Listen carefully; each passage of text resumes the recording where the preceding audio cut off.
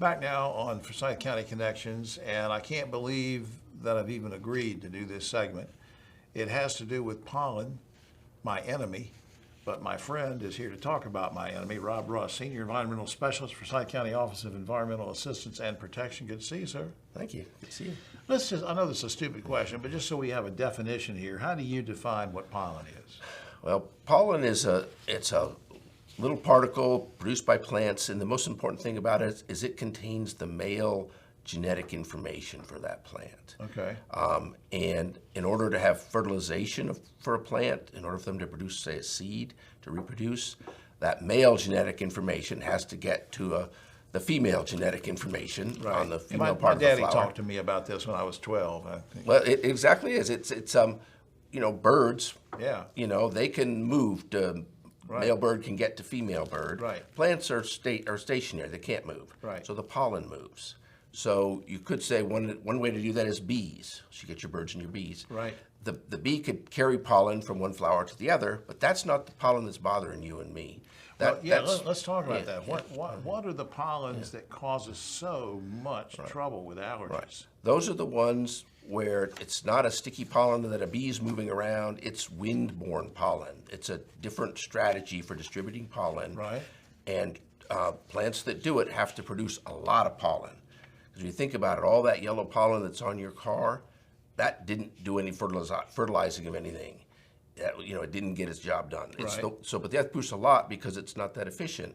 And so it's all in the air. It's just randomly blowing in the wind, going from one, tree to the next or grass plant to the next. Well, how do you and your team, how do you measure this?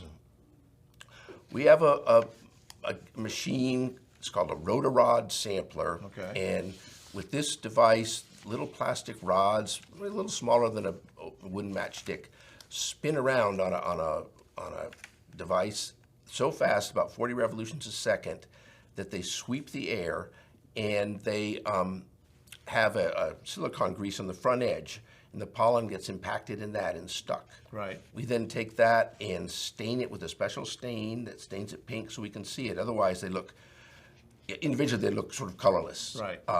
But the pink stain helps us to see them, and then we look at them under a microscope at about 390 magnification, and then we actually individually count them, and there's a mathematical relationship between what we count on the slide and the concentration of the pollen grains in the air. And then that tells you just how pervasive our problem is at any particular time, right? Exactly. We have spring right now is when we tend to have the most pollen in the air. It's mostly due to trees because they produce so much. It doesn't mean that that's the worst time of year for everybody. Some people are much more affected in the, say, late summer and fall with ragweed. Well, I was going to ask you, are certain plants, they don't all pollinate at the same time, right? Exactly. There are seasons for each plant, and the spring is typically when a lot of our wind-borne pollen-producing trees pollinate. It's not the pretty dogwoods that are causing the trouble. It's the oak trees and the maple trees. Okay. But we're starting to get grass that's pollinating. That peaks more in May, but it's starting now, and some weeds are even pollinating now. Right. Now, I know you are not a medical doctor, or maybe you are and you didn't tell me over the phone. No. So you're not giving medical advice, but basically, since you're an expert on pollen and these kind of allergies, what is it that we can do to minimize our symptoms if we suffer with this kind of thing?